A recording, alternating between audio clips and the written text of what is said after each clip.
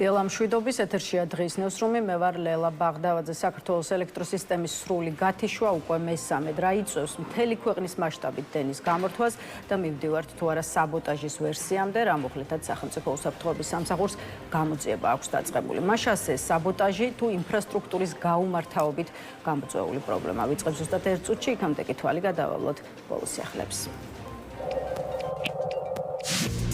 მასწავლებელ გიგა ავალიანის საქმეზე გუშინ ღამით დაკავებული ნია იმნაძე ამ დრომდე კლინიკაში რჩება. ექიმების ცნობით ნია იმნაძე სამედიცინო დაწესებულებაში საჭირო მკურნალობა utardeba. ნია იმნაძე შეუძლოდ მაშინ გახდა, როდესაც მას პოლიცია აკავებდა. ნია იმნაძე ავალიანის საქმეზე ჯანმრთელობის განზრახ მძიმე ჯგუფური დაზიანების წაქეზების მუხლით დააკავეს.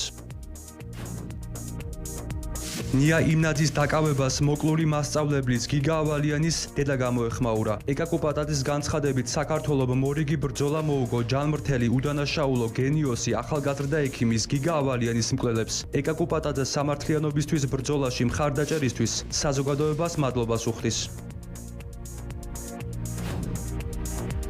რატომ გაითიშა გუშინ მთელი ქვეყნის მასშტაბით ელექტროენერგია? საქართველოს სახელმწიფო ელექტროენერგიის ინფორმაციით 24-25 ივლისს ქვეყანაში მომხდარი სასისტემო ავარიების შემდეგ ენგურჰესზე გარკვეული სამუშაოები მიმდინარეობდა. კერძოდ სადგურის შესაბამისი მოწყობილობების შესწავლის მიზნით აუცილებელი იყო ელექტროსისტემის იზოლირებულ რეჟიმში მუშაობა სიხშირის ნომინალურისგან განსხვავებულ სიხშირეებზე, რამაც ქვეყნის მასშტაბით ელექტროენერგიის დროებითი გათიშვა გამოიწვია.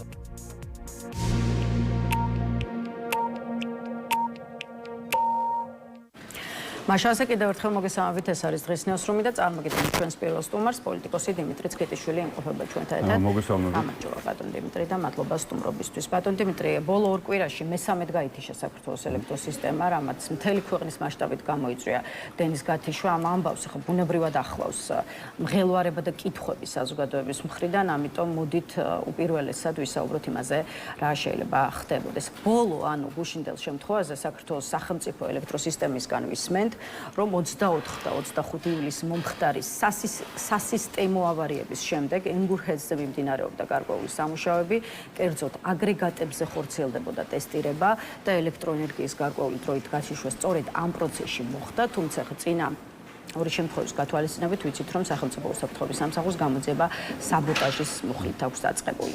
შესაბამისად, აი გითხარით, რა ვერსიები გაქვთ, რასთან შეიძლება გქონდეს საქმე და აი მესამე შემთხვევა სწორედაც რომ დივერსიასა და საბოტაჟზე უნდა მიუთითებდეს, თუ ეს შეიძლება იყოს მართლაც ტესტირების დროს უბრალოდ ტექნიკური მიზეზების გამო სისტემის გათიშვა.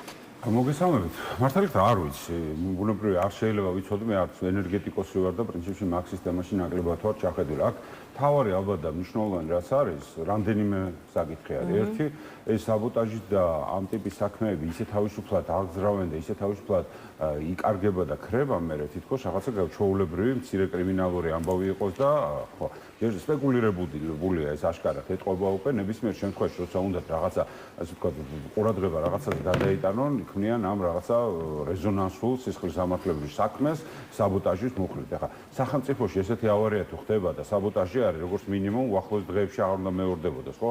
ესე იგი გამოდის, რომ საერთოდ კონტროლი აქვს დაკარგული სისტემას, თუ ესე საბოტაჟები პერიოდულად ხდება ქვეყანაში. ამ პირველი არ იყო საბოტაჟი, ან მეორე საბოტაჟი იყო და შესაბამისად ქვეყანას არ აქვს არანაირი კონტროლი თავის ენერგეტიკული უსაფრთხოება დაიცვას. ეს ერთი, მეორე, რაც ასევე ძალიან მნიშვნელოვანია და მე არ ვსაუბრობ ამას როგორც ენერგეტიკოს კიდევ ერთხელ და ცოტათი უზნეობაც გონია კომპანიების და თქვა სახელმწიფო კომპანიების განცხადება რაღაც ენერგეტიკულ დეტალებში შეყვავართ, რომ ჩვენ დაგვაბნიოთ ცოტა და ვერ მივხვდეთ რაც არის და რაღაც ალბათ დავიჯერებთ. გითხრებით რომ მართლა რთულია, ახლა ჩვენ ვიცოდეთ რა არის ამის რეალური მიზეზი. არ ხო და მაგიტომაც ეს არ არის ჩვენთვის ეს არ არის მნიშვნელოვანი და მოსახლეობას ესე არ უნდა უყვებოდე.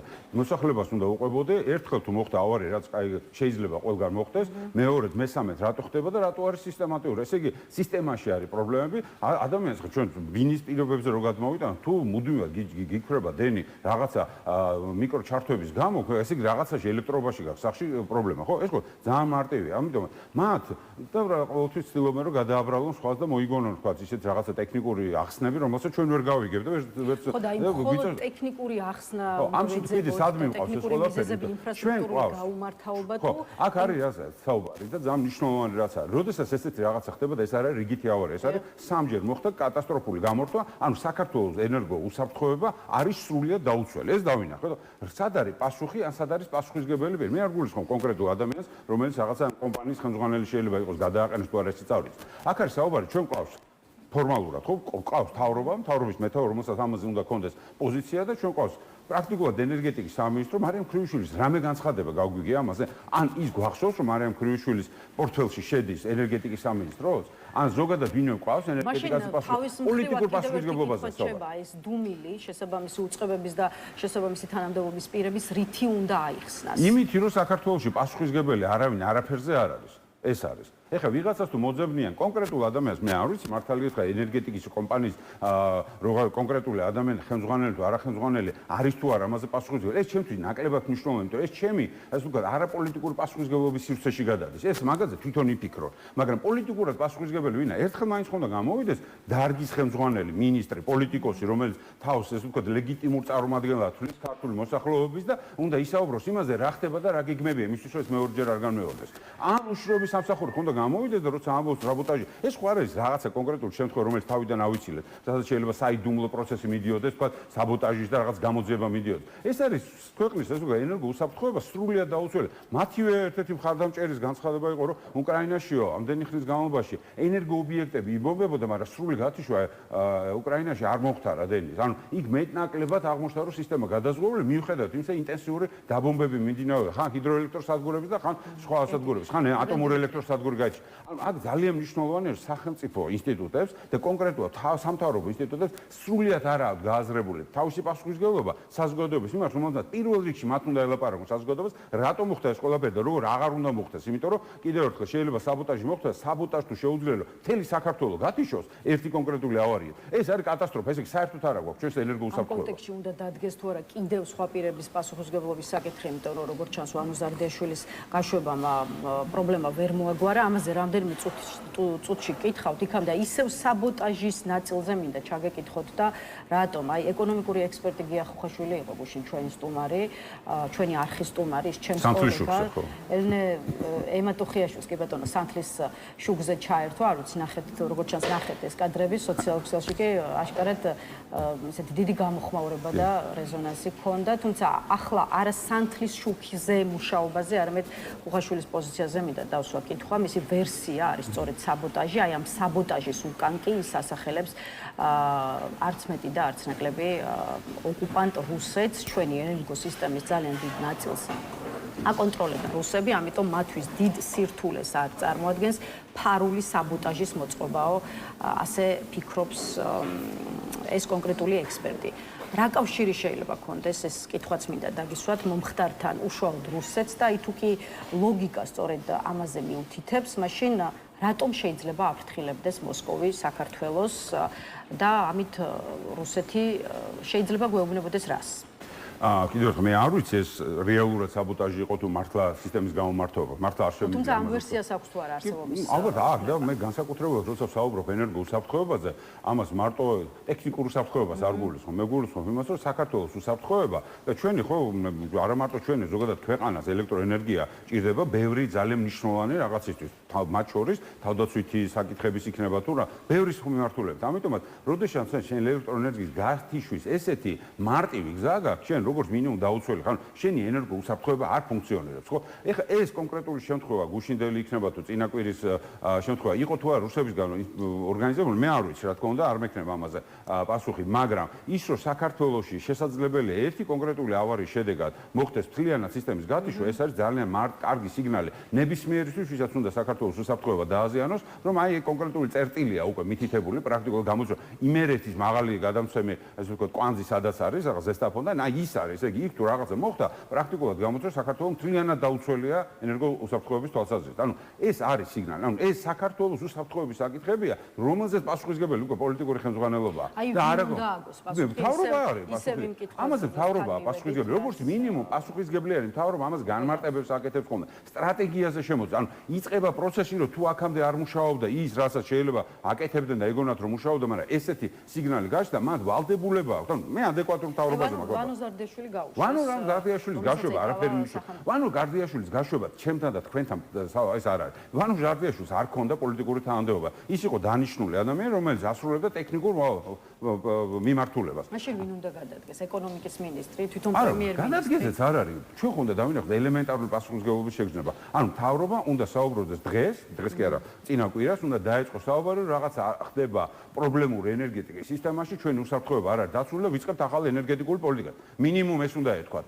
და კონკრეტულად ვინც არის ენერგეტიკაზე პასუხისმგებელი პოლიტიკური პირი, ამას პასუხი უნდა აიღო და ჩვენთან უნდა ესაუბრა. ეს არის. ეხლა თუ რუსეთმა გააკეთა ეს და რუსეთის ჩართულობით მოხდა ეს დივერსია თუ რაღაცა საბოტაჟის საქმე, ნუ ეს კიდე სხვა რაღაცებზე შეიძლება მიუთითებდეს იმაზე, რომ აშანტაჟებს პერიოდულ და აჩვენებს თავის გავლენას და ძალას, რომ იმისთვის, რომ რამდენად არის დღეს გაზრდილი რუსეთის გავლენები საქართველოში, მათ შორის ენერგეტიკაში და მე შეგახსენებ, დენზე თუ ეს არის გაზზე კიდევ უფრო გაზრდილი არის, გაზის მომარაგებაზე არის ძალიან გაზრდილი რუსეთის წვლილი. ანუ ჩვენ აი ბოლო რამდენიმე წლის განმავლობაში განსაკუთრებულად დამოკიდებული გავხდით რუსეთზე. მათ შორის დღეს იყო თუ გუშინდელი განცხადებები იყო თავრობის რომ რაღაცა სავალუტო რეზერვები შეიქმნა ძალიან დიდიო.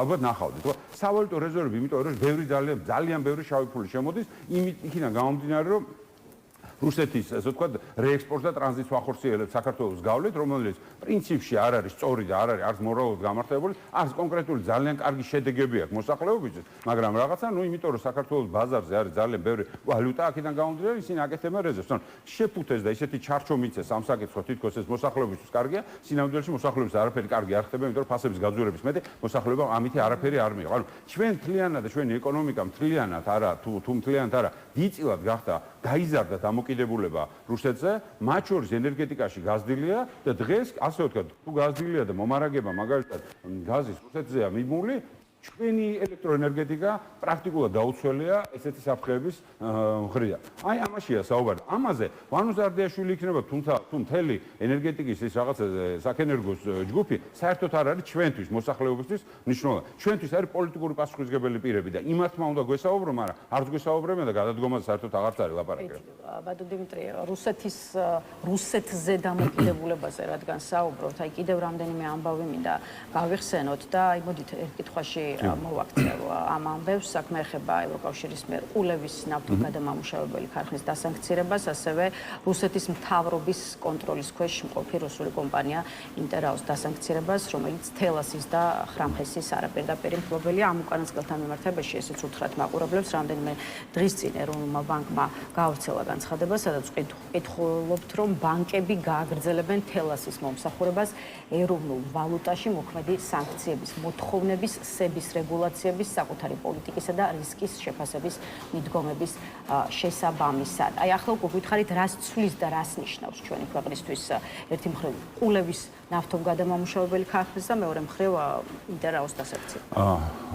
ხო, ძალიან რთულ მდგომარეობაში შევიდა მან და საქართველოს ამ შემთხვევაშიც, რატომ? იმიტომ რომ ყულევის შემთხვევა თუ დასანქცირდება და ამით მე და თქვენ არაფერი არ დაგვაყდება, იმიტომ რომ პრაქტიკულად ეს საქართველოს მოსახლეობის არანაირი ინტერესი არ წარმოადგენდა, უბრალოდ უფრო მეტიც ჩვენი ფული იყო, ანუ ჩვენი სახელმწიფოს ფული იყო ჩადებული შიგნით და კიდე რაში დაიხარჯა თუ მიითვისეს თუ რეალურად, იმიტომ რომ იქ ქარხანას აშენებული არაფერი არ უგავს და რაღაცა ჭაობში აშენებულ რამდენიმე მილზეა საუბარი, რომელიც ქარხანა ნამდვილად არის, თუმცა ჩვენი მოსახლეობის 45 მილიონზე მეტია თუ არ ვთქვი ჩადებული როგორც ინვესტიცია სახელმწიფოს კონტრიბუციით რა.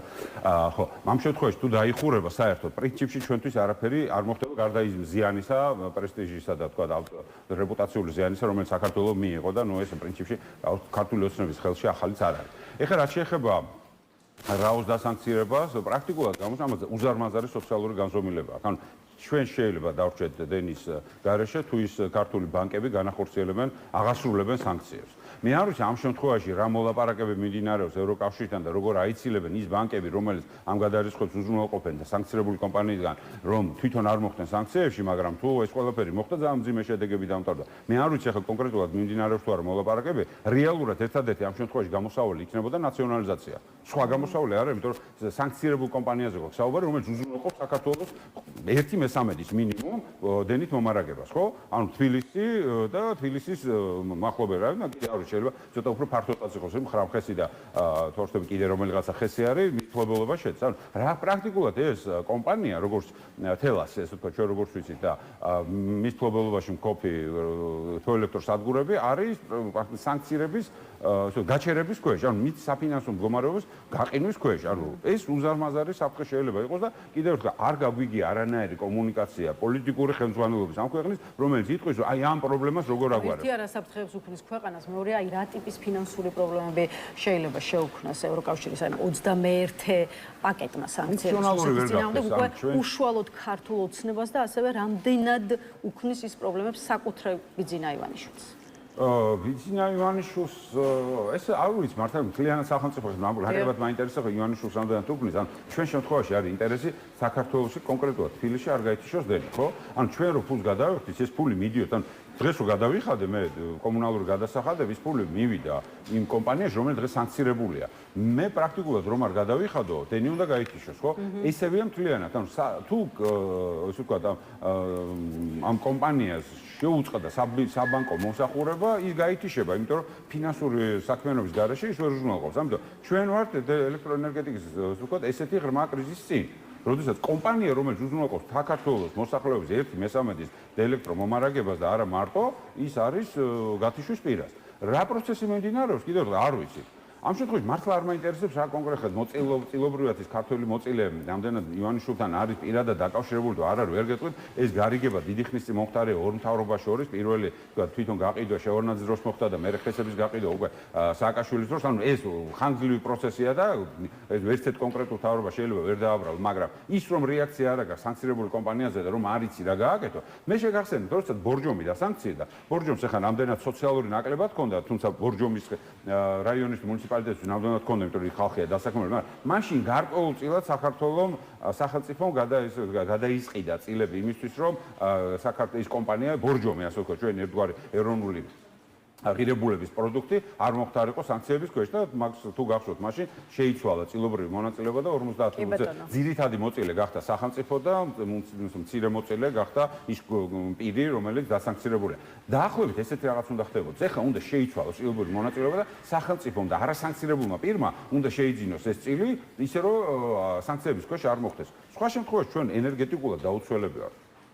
და ნუ იმასაც ხო ხედავ ტექნიკურად ისეთი გამომართავები ვართ რომ მთლიანად ერთი კონკრეტული ქმედებით ერთი კონკრეტული ასე ვთქვათ სახრახნისით შეუძლია ვიღაცა გათიშოს მთელი საქართველოს ენერგეტიკა ეს ხო დავინახეთ მაგრამ მეორე მხრივ უკვე ჩვენ შეიძლება ფინანსური მდგომარეობიდან გამომდინარე და თუ ძალიან კაცრი იქნა დამოკიდებულება ბანკების მიმართ და მოითხოვა სასანქციო პირობებმა რომ არ მოხდეს ამ კონკრეტული სანქცირებული კომპანიის რაოს შვილობილი კომპანიის ასე ვთქვათ ტრანზაქციების განხორციელება მაშინ კიდევ უფრო მძიმე მდგომარეობაში აღმოჩნდებთ. ანუ ამ ბანკებმა უნდა დააქციონ ქართული ენერგეტიკა, უნდა დაიქცენ თვითონ. ორივე შემთხვევაში კარგი გამოსავალი არ აქვს. ბატონო დიმიტრი, სხვა აქტუალურ საკითხებსაც გადავხედოთ და ისევ რუსეთი, თუმცა ახლა უკვე აგვისტოს ომიდან გასული 18 წელი და აქვე ირაკლი ყობახიძის წერილი, რომელსაც ის სწორედ აგვისტოს ომის დაწყების თარიღს ამთხოვს, იცით რომ პრემიერ-მინისტრი 2 დღის წინ სოციალურ ქსელში გამოქვეყნებულ პოსტში საქართველოში რუსოფობიის პრობლემაზე საუბრობს და ხსნის, რატომ გაიზარდა რუსების და ყველაფერი რუსეთის მიმართ ნეგატიური განწყობები ჩვენს ქვეყანაში უკრაინაში ომის დაწყების შემდეგ და არა მას შემდეგ, რაც 2008 წლის აგვისტოში რუსეთმა საქართველოს დამატებითი ტერიტორიები მიისაკუთრა. რითი შეიძლება აიხსნას ყობახიძის წერილი სწორედ აგვისტოში და აქვე ერთ-ერთი ამონარიდი, ერთ-ერთი პოლიტიკოსის პოზიციიდან ყობახიძის წერილი ქვეყნის ინტერესების ღალატის მანიფესტია, ამავე დროს არის გამორჩეულად ცუდი და უცნაურად უადგილო ამბობს მაგალითად ნიკა გვარამია. რამდენად დაეთანხმებოდით და მაშინ რატომ შეიძლება ყობახიძის მიერ ამ წერილის ახლა გამოქვეყნება შეფასდეს როგორც უცნაური, უადგილო და უცნაურად უადგილო? არა, უცნაური არ მგონია, იმიტომ რომ პრინციპში პოლიტიკის და კომუნიკაციის გაგრძელება, რასაც ჩვენ ბოლო პერიოდში ხედავთ, ამიტომ არ მეუცნაურება, უბრალოდ შეიძლება წყობა არის ძალიან ალოგიკური და ცოტათი ქაოსური, მაგრამ პროპაგანდა მე გზადაგზა აკორექტირებს ხოლმე რაღაცებს. ამ შემთხვევაში მე ორი ძირითადი ხაზი დავინახე. ერთი ის, რომ ამ წერილში ესე ჩანს, რომ ქართულ ოცნებას უნდა აჩვენოს, რომ ცუცა და უარეს შორის უარესი დასავლეთია და ამაზე იყო საუბარი, ომში ჩათრევა და რაღაცები და ეს გრძელდება. ანუ რუსეთი რომ კარგია, ეს საქართველოში ჯერ არ იყიდება და ვერ იყიდება, თუმცა ამ ტექსტში ძალიან იგრძნობოდა ის რუსეთში შექმნილი ნარატივები რუსოფობიის, რომელიც საქართველოში არ არის და ეს უბრალოდ ხელოვნურად დარქმეული ტერმინია. ეხლა ვიღაცას თუ ოკუპაცია არ მოწონს, ეს არ ნიშნავს თუ რუსოფობია, ვიღაცას არ მოწონს ოკუპაცია და ეს ძალიან ობიექტური მოცემულობა. ვიღაცას კი არა, არავის არ მოწონს ოკუპაცია და ძალიან ობიექტური მოცემულობა, მაგრამ აი ესეთ შემოტრიალება, რა თქმა უნდა, რუსეთის ლექსიკის გამოყენებაა და გასაგებია და არ მეუცნაურება უბრალოდ, მაგრამ იმაში ვეთანხმები, რომ ეს რაღაც ეროვნული ინტერესების ღალატია და კიდევ ერთი არის ის, რომ დასავლეთსა და რუსეთს შორის, ცუცსა და უარეს შორის უნდა იყოს დასავლეთი უარესი და არა ცუდი. ცუდი შეიძლება იყოს რუსეთი. მეორე მე ვფიქრობ, რომ აქ არის ერთგვარი შემზადება იმისთვის, რომ რუსეთთან ურთიერთობების, ასე ვთქვათ, ახალი ტალღა თუ დაიწყება, ღია და ოფიციალური. ამას ელოდებით. ველოდები კი და ამისთვის შემზადებას გავს, იმიტომ რომ ჩვენ მათი ნარატივი ამ შემთხვევაში ესე იკითხება, რომ ჩვენ კი არ დავიწყეთ, ჩვენ კი პირველებმა კი არ გადავთ, ანუ თავის დროზე ნაცნობრაობა ომის მერე, ოკუპაციის მერე ახორციელებდა რუსეთთან კომუნიკაციას და ეკონომიკურ კავშირებს. შესაბამისად, აქაც არის საუბარი, ახალი ტალღა თუ იქნება და როგორც ჩანს, ამას ელოდებიან კომუნიკაციის, არ ვიცი, რა ფორმის, ეკონომიკური კავშირების უფრო გაძლიერების, რაც ისედაც არის ხა, დღეს თუ რამე ფული იშოვეს და რა რითიც აქ მაინც პოლიტიკური და დიპლომატიური ურთიერთობების აღდგენა. შეიძლება დიპლომატიური ესე არ იყოს, მაგრამ რაღაც ახალი ტალღის, ახალი ტენდენციის და ახალი პროცესის დაწყება უნდა და ამისთვის უნდა შემზადება, რომ მათ კი არ დაიწყეს ეს, დაწყებულია მაშინ, ჯერ კიდევ 2008 წელს და გადაბრალება ხდება იქით, რომ იმათმა დაიწყო და ჩვენ უბრალოდ ვაგზავნებთ. დაახლოებით ამ შეფუთვასაც გავს. და რეალურად თორე ხა ეკონომიკური კავშირები დღეს როგორც გითხარით, ისეთი აქვს, რომელიც არ ყოფილა აქამდე. დღეს თუ რაღაცაში ეკონომიკური ზრდა გვაქვს, მართლაც მარტო იმიტომ არის, რომ საქართველოს ხელისუფლება პარაზიტირებს იმაზე, რაც ხდება უკრაინაში. ანუ საქართველოს ის რომ რუსეთი შეჭრილია უკრაინაში და რუსეთს ასანქცირებენ, საქართველოს ამის სარგებლობს და ახდენს ტრანზიტით და რეექსპორტს და ტრანზიტს სხვადასხვა ტვირთების, რომელიც ფორმალურად მიდის სხვადასხვა შუა აზიის ქვეყნებში, ცენტრალური აზიის ქვეყნებში და იქ მე იმისთვის გამო რომ ეკონომიკური, ასე ვთქვათ, ის არის შეთანხმების ნაწილია, ერთიანი ეკონომიკური ზონა, ასე ვთქვათ, ევრაზიული ეკონომიკური კავშირის მონაწილეები არის. შუა აზიაში გაგზავნილი ტვირთები შეიძლება უპრობლემო და საბოჭო გადასახადის გარეშე მოვხდეს რუსეთში და ამაზე პრაქტიკულად აწყობენ. ანუ ამას ისედაც ახორციელებენ. მე აღარ მაქვს საუბარი იმაზე, უშუალოდ ასე ვთქვათ, სანქცირებულ ტვირთებზე რამდენად აკეთებ, ამაზე კონკრეტულად ვერ ვიტყვი, თუმცა ამას ეჭვები ჩდება. აღარ ვსაუბრობ იმაზე ყულების მსგავსი საკითხები, რაც ანუ რუსეთთან კომუნიკაცია თანამშრომლობაზე უზარმაზარი მატერიალური ბენეფიტი ნახეს, ოღონდ კიდევ ერთხელ ამან ჩვენი ცხოვრება უბრალოდ გააუარესა და არცერთ შემთხვევაში არ გააუმჯობესა, იმიტომ რომ ფასები კატასტროფულად არის გაზრდილი და შესაბამისად შეიძლება უფრო ღია ურთიერთობაზე გადასვლა უნდა. და ამისთვის ემზადებიან და ერთ-ერთი ეს შეიძლება იყოს მიზეზი იმის, რომ ასე ვთქვათ, ანექსიას ქართული ოცნება და ეს არის პოლიტიკური სპექტრის შეფასება, ისი არ პასუხობს, როგორც უნდა პასუხობდეს. აი ხვალ 7 აგვისტოა, 18 წელი ხდება აგვისტოს 5 დღიანი ომის დაწყებიდან. ამ ფონზე კი მუდმივად გვესმის განცხადებები, რომ ჯერ ერთი მცოცავი ოკუპაცია გრძელდება და ვუყურებთ ცხინვალის რეგიონის ანექსიის გაფორმებას ამავე დროს. ამ ფონზე კი დაუსრულებელი პრეტენზიები ისმის ოფიციალური თბილისის მისამართით არ იყოს დანაშაულებრივი დუმილის პოზიციაში. დანაშაულებრივი დუმილი არის, ანუ მათ ესეც არ შეიძლება აიხსნას. რითი შეიძლება დამოკიდებული, რაც ახსენეთ, ეკონომიკური დამოკიდებული, პოლიტიკური დამოკიდებული იმდენად მაღალია დღეს, რომ მათ აღარ აქვს უნარი წინააღმდეგ გაუწიოთ იმ პროცესებს, რომელიც ხდება ახლა ცხინვალის რეგიონში. ვერ უწევენ ამას, ანუ მათ უნარი აღარ აქვს, დაკარგული აქვს. ანუ მე ხშირად მიხსენებია ესეთი რაღაცა, რომ აი ამ სიტუაციაში, როგორც საქართველოს იზოლირებულია დასავლეთი პარტნიორებისგან, რუსეთს აქვს ეფექტური კონტროლის ძალიან მაღალი ხარისხი. ანუ ეფექტური კონტროლი რასაც მას ის შეუძლია გააკეთოს, რაც უნდა და შემაკავებელი აღარ არის. მანამდე ხა სამხედრო ძალის მიმართ საქართველოს რა თქმა უნდა უძლური იყო, მაგრამ შემაკავებელი იყო და ჩვენს ირგვლივ იყო მთელი დასავლეთი სამყარო, ჩვენი პარტნიორი, რომელიც გარკვეულწილად მას არ აძლევდა საშუალებას რაღაცების კეთებას. ეს 100%-ით ვერ აკავებდა რუსეთს, მაგრამ ხშირ შემთხვევაში იყო ხოლმე რეაქციები, რომელიც მას გარკვეულწილად ზღუდავდა და გარკვეული კონjunktურის დაცვა რუსეთს ყოველთვის უწევდა. დღეს საერთოდ მოხსნილია. საქართველოს დარჩენილია რუსეთთან მარტო შეგვიძლია. ანუ რუსეთს აქვს საქართველოს ეფექტური კონტროლი. კიდევ ერთხელ, ვიღაცამ შეიძლება მედაოს, მათ შორის ქართული ოცნების ხარდამჭერები, რომ თვათ პრორუსული არ არის ქართული ოცნება და პრაგმატული პოლიტიკა. კი ბატონო, ესეც რო შეხედოთ, ამ პრაგმატული პოლიტიკის შედეგი არის, რომ რუსეთმა დაამყარა საქართველოს ეფექტური კონტროლი. ამაშია საქმე. ანუ მას შეუძლია გააკეთოს საქართველოს რაც უნდა, დენის გათიშოს, ჩართოს რა ვიცი, ნებისმიერ ანექსია განაკეთოს ისე რომ საქართველოს ხელისუფლებამ ხმა ვერ ამოიღოს. რასაც უნდა იმას აკეთებს. ეს არის ეფექტური კონტროლი. ანუ რასაც უნდა გააკეთებს, შემაკავებელი არ არის. საქართველოს ოფიციალური პირები ვერაფერს ვერ ამბობენ, დასავლეთი კიდევ გაჩვენებულა ხა შენ სახელმწიფოზე შენ თუ არ გინდა რომ რამე თქვა, მე თავს ხო არ მოგ, თუმცა ამაში მაინც ზოგიერთი ჩვენი პარტნიორი ქვეყანა მაინც მუშაობს და თქვა იგივე აღიარების გაუქმება უბრალოდ დიპლომატიური ურთიერთობების შეწყვეტა აფხაზეთთან. მაგის გამოძახილი იყო ჩვენი პარტნიორების დამსახურება იყო ის რომ მაგალითად ევროკავშირის მოლაპარაკების პროცესში საქართველოს ტერიტორიებზე არის საუბარი, ის რომ სირიასთან ურთიერთობაში ევროკავშირი თვითონ ითხოვს საქართველოს ტერიტორიების აღიარების უკან წაღებას. ანუ ეს ჩვენ გარეშეც კეთდება, სამწუხაროდ სახელმწიფო ჩვენი მხრიდან არ მონაწილეობს ამაში და ჩვენი პარტნიორები ამას აკეთებენ, პრინციპიდან გამომდინარე, ეს პრინციპი მათთვის ძალიან მნიშვნელოვანია საქართველოს ტერიტორიულმა. საქართველოს ხელისუფლებამ პრაქტიკულად კიდევ ერთხელ არის თუ არა ის რუსული, ეს მეორე საკითხია და ამაზე შეიძლება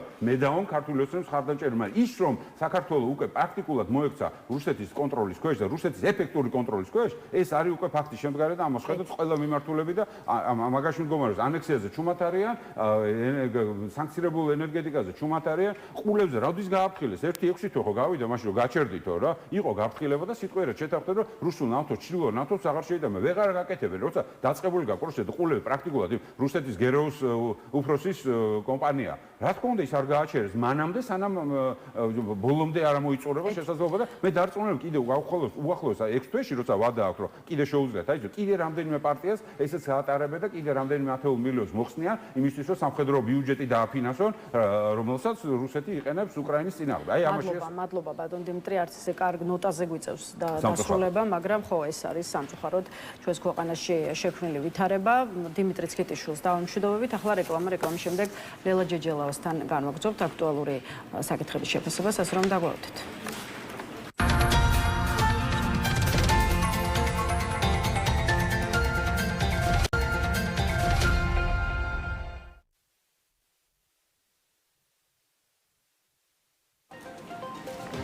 მაშასე რეკლამა დასრულებულია, ბრუნდებით პირდაპირ ეთერში და წარმოგიდგენ ჩვენს კიდევ ერთ სტუმარს ანალიტიკოსი ლელა ჯეჯელავა იმყოფება ჩვენთან ერთად. გამარჯობა ქაბტო ლელა და მადლობა რომ შემოგვერთით. ქაბტო ლელა, არ გვიშველა ვანო ზარდიაშვილის გაშვებამ მოხსნა მესამე ჩაბნელდა საქართველოს. მადლობა ღმერთს ცოტა ხნით, მაგრამ მაინც მთელი ქვეყნის ელექტროსისტემა გამოვიდა მწყობრიდან უკვე კიდევ ერთხელ მესამედ, რაც ბევრს არწმუნებს იმაში, რომ შესაძლოა მართლაც საბოტაჟს და დივერსიას ჰქონდეს ადგილი. აი თქვენ როგორ უყურებთ ამ ამბავს, ვინდა რატომ შეიძლება ერჩოდეს საქართველოს ელექტროსისტემას, ან მეორე მხრივ რამდენად შეიძლება არც არავინ გვერჩოდეს და ეს იყოს მართლაც უბრალოდ გაუმართავი ინფრასტრუქტურის ბრალი. მოგესალმებით, მივესალმებით თქვენს მსმენელს და მაყურებელს, მადლობა მოწვევისთვის. მე ალბათ ყველაზე ცუდი ადრესატი ვარ, რომ ამ კითხვაზე კომპეტენტური პასუხი გაგცეთ. რასაკვირველია, არ მიყვარს იმ თემებზე საუბარი, მაგრამ როგორც მოქალაქეს, რომელსაც მეც შემეხო უკვე მგონი 10 დღის განმავლობაში მესამე ბლეკაუთი, ანუ ჩაბნელება სრული ქვეყნისა.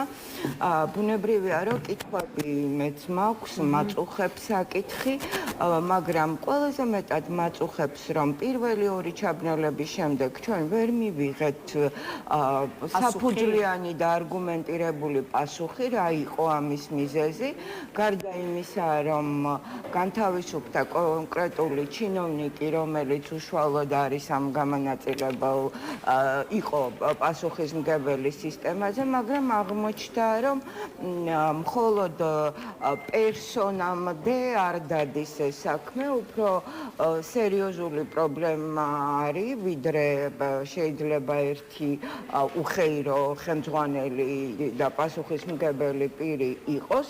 რა არის მიზეზი, კიდევ უფრო მეტი ბუნდოვანება შემოიტანა იმან, რომ სწორედ მე მგონი გამონაწილებელი სისტემის თანამშრომელმა ერთმა ვინმე ფანგანმა Facebook-ზე დაწერა პოსტი, რომ სატესტო რეჟიმი იყო ენგურგესა და ამან გამოიწვია ეს ყველაფერი, მაგრამ მალევე როგორც გავიგე, მან თავადვე აიღო ეს პოსტი, ესე იგი ესეც არ არის მთლად აი როგორ ფიქრობთ, ხელისუფლებას პასუხი არ აქვს თუ ეს პასუხი რეალურად არსებობს, თუმცა ამაზე არ საუბრობს და რატომ მინდა ამ კითხვის დასმა აქვე? მე ვფიქრობ, რომ არ საუბრობ. პოლიტიკოსების და ექსპერტების პოზიციასაც გაგიზიარებთ, გულისხმობ ანალიტიკოსთა იმ ნაწილს, განსაკუთრებით ეკონომიკური ექსპერტების იმ ნაწილს, ვინც რუსეთის მხრიდან დივერსიას არ გამორიცხავს და ამტკიცებს, რომ აი შეტევებს ადგილი აქვს სწორედ მოსკოვის მხრიდან, თუმცა ხელისუფლება ამას არ ახმაურებს და ქართული ოცნების ხელისუფლება ამაზე არ საუბრობს. აი ამ ვერსიას რამდენად შეიძლება გქონდეს კიდევ ერთხელ საფუძველი რომ არსებობს. კიდევ ერთხელ ხაზგასმით, როგორც მხოლოდ მოქალაქე და არა რაიმე კომპეტენციის მქონე პირი. ვამბობ, რომ არსებობის უფლება ჩემის აზრით ამგვარ ვარაუდს აქვს ჩვენივე გამოცდილებით, რაც უკვე გავლილი გვაქვს და ჩვენ ვიცით 2006 წლის, 2004 წლის, ასე ვთქვათ, დივერსიები, რომელიც ჩვენს ენერგოსისტემას რუსეთის მხრიდან ქონდა, ვიცით ქვეყანა რა დღეში ჩავარდა და თუ შესაძლებელი იყო მაშინ, რატო არ შეიძლება ახლა, ამ კითხვასაც პასუხი სჭირდება, მაგრამ ხელისუფლების ეს სტოიკური დუმილი, როდესაც მათ არგუმენტირებული პასუხი არ აქვთ და არც ცდილობენ იმას, რომ თუნდაც საზოგადოებაში უსაფუძვლო ვერსიები არ გავრცელდეს, რომელიც პანიკას დათესავს, რომელიც გარკვეულ განწყობებს შექმნის ნეგატიურს, აი ეს კიდევ მაფიქრებინებს, ბუნებრივია ეჭვს მიჩენს, რომ არის ისეთი რამ, რაზედაც ხელისუფლება ძალიან ეგრძალვის საუბარს და საზოგადოებისთვის განმარტების მიცემას. არაფერი გამორიცხული არ არის, რასაკვირველია. ჩვენ როდესაც ვხედავთ, რომ პრაქტიკულად სრულდება პოლიტიკური პროცესი რუსეთის მხრიდან მოსამზადებელი ოკუპირებული ცხინვალის რეგიონის ანექსიისათვის, მე არ ვიცი, რომ არ გამოვრიცხავ, რომ ამგვარი შანტაჟის და დავარქვათ შესაძლოა ეს იყოს შანტაჟი, ქვეყნის სამჯერ სრული ჩაბნელება შეიძლება უკავშირდებოდეს რაღაც კონკრეტული მოთხოვნების შესრულებას პოლიტიკურისას, რაც ჩვენი ხელისუფლებისთვის არის ძნელად ასახსნელი საზოგადოებისთვის და აი ეს მოთხოვნები შეიძლება იყოს დაკავშირებული უშუალოდ ოკუპირებულ რეგიონებთან თუ არა მხოლოდ? მე ვფიქრობ, რომ მაინც უფრო ოკუპირებულ რეგიონებთან ესეც ჩემი მხოლოდ ვარაუდია, რასაკვირველია. ბატონელა, რადგან ოკუპაციის პრობლემამდე მოვედით, აი მოდით ამ ჭრილში განვაგრძოთ უკვე საუბარი, დღეს 6 აგვისტოა, უკაცრავად, ხვალ 7 აგვისტოს კი 18 წელი ხდება რუსეთ-საქართველოს 2008 წლის ომიდან. პოლიტიკოსები ტრადიციისამებრ კიდევ ერთხელ ავლენ მუხათგვერდის სასაფლაოზე და პატივს მიაგებენ დაღუპული გმირების ხსოვნას, რაც შეეხება ოკუპაციის შედეგებს, სამწუხაროდ მისი კვალი ჩვენს ქვეყანას დღემდე ატყვია და მეტიც, აი როგორც ხედავთ, ცოცავი ოკუპაცია ამ დრომდე გრძელდება. აი კიდევ ერთხელ გავიხსენოთ, მოდით წარსულიც და ამავე დროს აწმყოსა და დღევანდელობაზეც ვისაუბროთ. აი რა უნდა გვასწავლოს და დაგვანახოს აგვისტოს 5 დღიანმა ომმა და რაც ასევე ძალიან მნიშვნელოვანია, ხო აი რამდენად ხედავთ დღეს, რომ ეს გაკვეთილები ჩვენ ვისწავლეთ და შესაბამისად აი რუსეთთან პოზიციონირებაში უკვე გვაქვს სწორი პოლიტიკა. დიდება გმირებს, მათ ვინც შეეწირა ვისი სიცოცხლე საქართველოს ტერიტორიულ მთლიანობას. მე ღრმად ვარ დარწმუნებული, რომ საქართველოში მათი ხსოვნის პატივისცემა არასოდეს არ გაქრება, როგორიც არ უნდა იყოს მცდელობა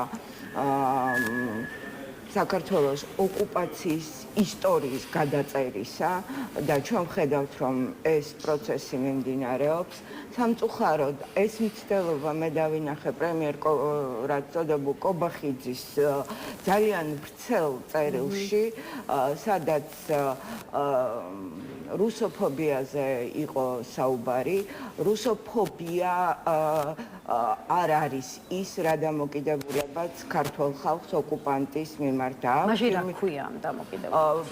ამ დამოკიდებულებას ქვია მორალური კოდექსი, რომელიც ასეთია ქართველებისთვის, მაგრამ ტერს მტრულად მოექეთს თვითონ უფალმა ბრძანაო. ეს სტუმარ მასპინძლის ავტორის სიტყვებია და დიახ, ეს არის ქართველის მორალური კოდექსი, მისი დამოკიდებულება მტრის მიმართ და ნუ მეტყვის იმას, რომ ის ქვეყანა, რომელიც საქართველოს მიწა ტერიტორიების 20%-ს აგვიჯავს, რომელმაც 300,000-ზე მეტი ადამიანი საკუთარი მიწაწყლიდან აყარა და იძულებით ბევნილობაში ამყოფებს ამდენი წლის განმავლობაში და კატეგორიულად დაუშვებლად მიაჩნია მისი ამ დევნილების დაბრუნება, რომ ის არის საქართველოს მოყვარე და არა მტერი. გამორიცხულია, სანამ ოკუპაციის თემა არსებობს, რუსეთი მხოლოდ დეფორმირებული ქართველების გონებაში შეიძლება იყვნენ მოკავშირე და მეგობრები. ეს არის სრულიად გამორიცხული. სანამ ბოლო დევნილი არ დაბრუნდება, ვისაც ამის სურვილი აქვს ოკუპირებული აფხაზეთის და ცხინვალის რეგიონში. მანამდე რუსეთი ვერ იქნება ჩვენი მეგობარი ქვეყანა. ეს არის გამორიცხული. ქართული ოცნების და მათ შორის კონკრეტულად ირაკლი კობახიძის მხრიდან ისტორიის გადაწერის მცდელობას აქვს ადგილი. გადაწერის მცდელობა, მაშინ რითი შეიძლება აიხსნას, რომ ქართული ოცნება ცდილობს საქართველოში შემოჭრის ფაქტებთან მიმართებაში რუსეთის როლი, ასე ვთქვათ, შეასუსტოს და უფრო მსუბუქად წარმოაჩინოს. ამას რა ახსნა და აზრი შეიძლება გქონდეს? ეს არის მხოლოდ რუსეთის ინტერესები, იცით რა შესაქმე? აქ რუსეთის როლზე ხაზგასმა, რომელიც უკვე საერთაშორისო სამართლის მიერ არის აღიარებული და რუსეთი დამნაშავედ არის მიჩნეული ამ ჩვენი ტერიტორიების ოკუპაციაში, ხო? და ამას ვეღარაფერს ვეღარ უზამს ვერც წულუკიანის კომისია და ვერც მისი, რა ქვია, კობახიძის ანალიტიკა ბჭყალებში. ეს გამორიცხულია. მაგრამ ის რომ ეს რუსეთს ხელფეხს უხსნის მხოლოდ და მხოლოდ და ლეგიტიმაციას აძლევს, ზუსტად იგივე ითხოვს და იგივე უკრაინაში თავისი ქმედებების გასამართლებლად, ამაში ორი აზრი არ არის. ის სრულიად წარმოუდგენელი თეორია, რომ აფხაზეთის და ცხინვალის რეგიონში კონფლიქტის დაწყება თურმე დასავლელი პარტნიორების ბრალია და რუსეთი იძულებული გახდა, რომ შემდეგ ეს ქართველები აეყარა საკუთარი ტერიტორიიდან და გაესახლებინა იქიდან, მე ამაზე მეტი მავნებლობა სახელმწიფოებრივი თვალსაზრისით, ამაზე დიდი ეროვნული ღალატი არ მაგონდება. თუნდაც დაუშვათ ერთი წუთით, რომ 2008 წელს სააკაშვილის შეცდომებმა და არასწორმა პოლიტიკამ განაპირობა ეს.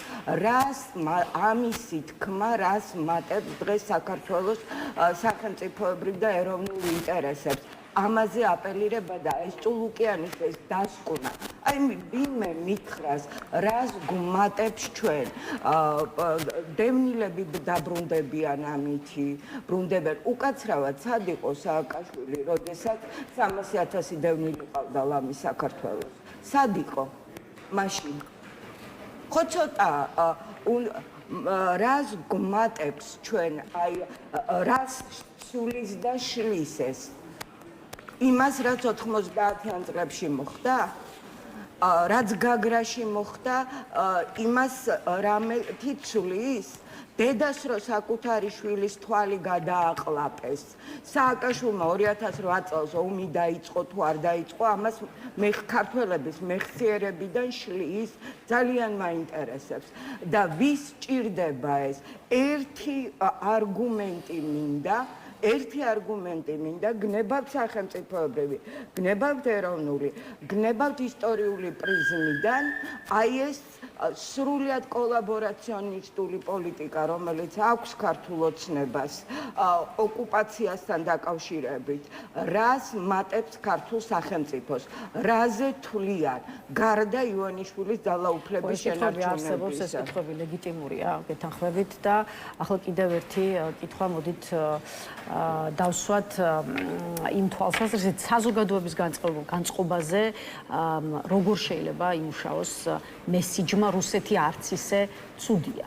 აი როგორ ფიქრობთ მიიღებს ამ message box ქართული საზოგადოება რა რეაქცია შეიძლება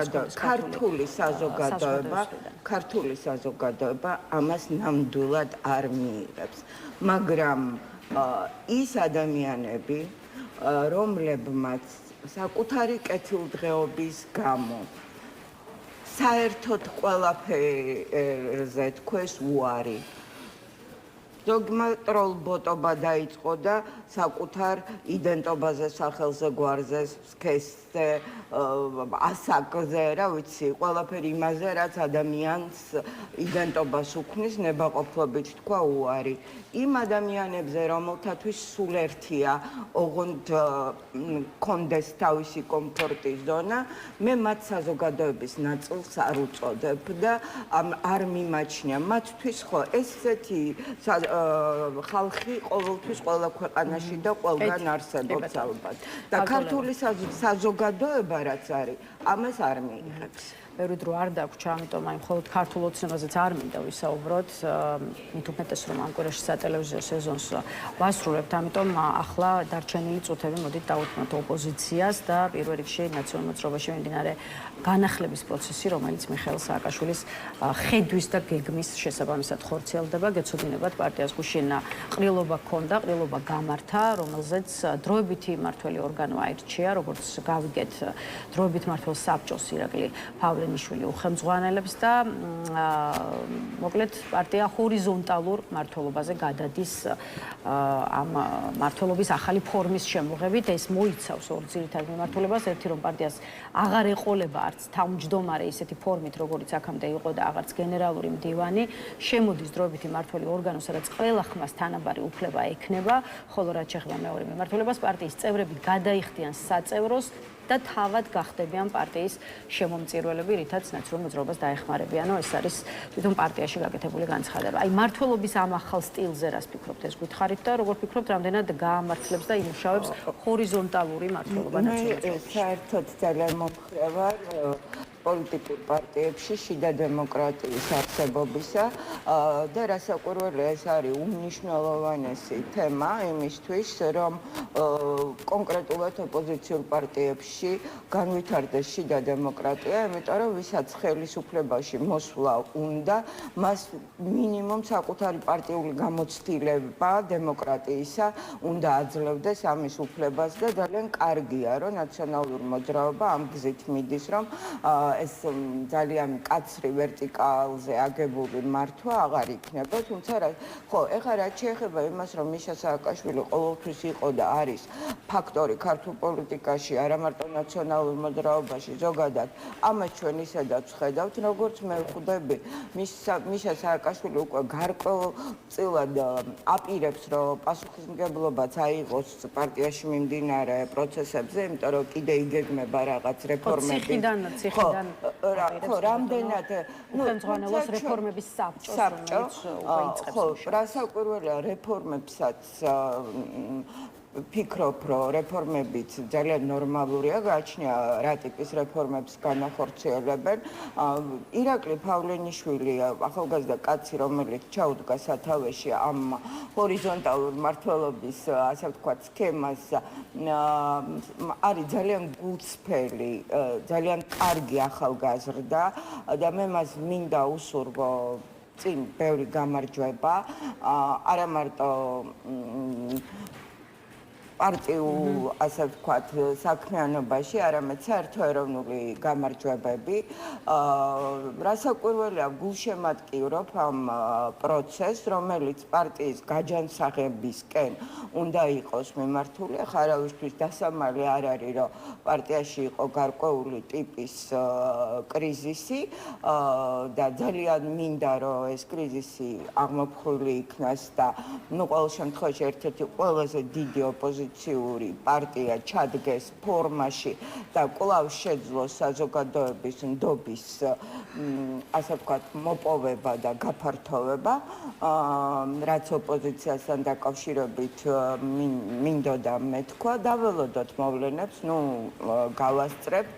ის კამპანიაც, რომელიც დაიწყო ნანუკა ჟორჟოლიანმა, მე მიყვარს საქართველო, ჯერჯერობით რაღაცა იმედის მომცემად გამოიყურება, იმიტომ რომ ეს უფრო ზეპარტიულ მოძრაობას გავს ამ წუთში, ვიდრე კონკრეტულ დაუშვათ თუნდაც ნაციონალურ მოძრაობასთან აფილირებულს მხოლოდ მოძრაობას. ნახოთ რა იქნება წინ პროცესი. რაც ეხება დანარჩენ ოპოზიციურ პარტიებს და საერთო ჯამში ოპოზიციურ სპექტრს, დიდი აქტიურობით არც ერთი პარტია არ გამოირჩევა. შეიძლება ითქვას, ზაფხულის პერიოდია. თუმცა მაინც, აი კიდევ ერთი თუმცა, უკვე გვესმის განცხადებები, რომ შემოდგომა იქნება პოლიტიკურად ძალიან ცხელი. აი რა რესურსი აქვს დღევანდელ ოპოზიციურ შემოდგომა პოლიტიკურად ცხელია შემოდგომაზე ტემპერატურა. ხო, ჩვენთან შემოდგომა პოლიტიკურად მაღალი ტემპერატურით და არა ზაფხული, ეს ხო ცნობილი ფაქტია. მეც ველი, რომ პროცესები გააქტიურდება და არა მარტო ქვეყნის შიგნით, არამედ ზოგადად საგარეო კონტექსტი იქნება ძალიან მნიშვნელოვანი. პროცესები იგივე ახლო აღმოსავლეთში, რუსეთ-უკრაინის ფრონტზე, რაც ბევრად განაპირობებს ზოგადად ახალი საერთაშორისო გეოპოლიტიკური კონიუნქტურის ფორმირებას და ბუნებრივია ეს თავის ექოს ქვეყანაშიც და ასახვას იპოვნის. თავარია, რომ პოლიტიკური პარტიები, მე ამ შემთხვევაში ოპოზიციურს გულისხმობ, ამას დახვდნენ მზად. აი ახლა ვხედავთ, რომ ნაციონალურ მოძრაობაში ეს პროცესი რაღაცნაირად სამზადისი დაწყებულია. ალბათ სხვა პოლიტიკურ პარტიებშიც მიმდინარეობს, ვიცი რომ აქტიურად ხვდებიან ამორჩეულს თავისუფლების მოედანი, ლელოდადის ამ ზაფხულს იყენებს მოსახლეობასთან შესახვედრად. ნახოთ როგორ მომწიფდება სიტუაცია შემოდგომისთვის, იმიტომ რომ მე სულ ვამბობ ხოლმე, რომ ხალხში ძალიან დიდია უკმაყოფილება და ამისი ტესტირება შესაძლებელია სოციალურ ქსელებში, იმიტომ რომ უკვე აგრესია. თუმცა ეს უკმაყოფილება სახლებიდან როგორ უნდა გამოვიდეს და დაინახოს ხელისუფლება. ამას სჭირდება ტრიგერი და ტრიგერი რა იქნება, არ ვიცით. ამას შექმნის ოპოზიცია, ამას შექმნის ხელისუფლების დაშვებული შეცდომები, თუ უბრალოდ შემთხვევითობა, ჩვენ არ ვიცით, მაგრამ უბრალოდ ენერგიის მუდმივობის კანონიდან გამომდინარე, ეს აგრესია და უკმაყოფილება, რომელიც არსებობს, სადღაც აუცილებლად უნდა წავიდეს. მადლობა ქართველელა სტუმრობისთვის, თქვენი შეფასებების გაზიარებისთვის აქტუალურ საკითხებზე. დღეს ამით დავასრულოთ. ლელა ჯეჯელოვა პასუხობდა ჩვენს კითხვებს. დღეს ნიუსრუმი ამთავრებს მუშაობას, თუმცა დღეს ხუთშაბათია, რაც იმას ნიშნავს, რომ საღამოს 9:30-ზე კიდევ ერთხელ ახლა უკვე თავისუფალ სტუდიაში შევხვდებით ერთმანეთს, ასე რომ მხოლოდ დროებით გემშვიდობებით.